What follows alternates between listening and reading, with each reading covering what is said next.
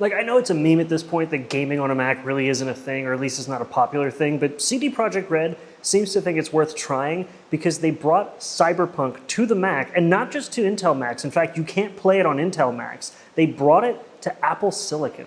Like, if I go into my Steam library and I filter down games that are Mac compatible, that is not a game that I expected to have in here. Now, I have to wait until I get home to test this out on the M1 Mac Studio that I have, but I can test it out on my M1 Pro MacBook Pro, and I might make a video about it, but so far, check out the performance on this. I am actually pretty impressed, and something that I didn't think about until I actually had a chance to use it was the fact that this is an HDR-capable display, and Cyberpunk in HDR is impressive. Now, FPS-wise, you're getting about 30 to 40, 50 when it gets less demanding, but I mean, for a laptop, that's pretty good, especially considering this is not intended for gaming.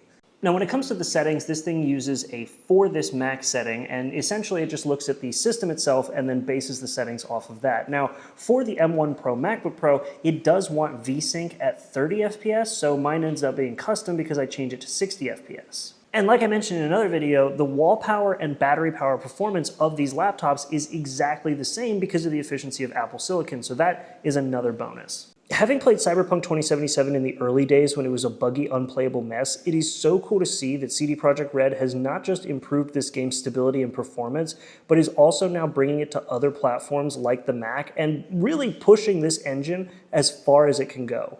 I mean, seriously, CD Projekt Red is killing it with the technology, running it from 8th generation to 9th generation consoles, massively improving the performance of this game and the stability over the years, having it actually playable off of a Switch 2 cartridge without needing to install it, and now being completely playable on Apple Silicon. Like, color me impressed.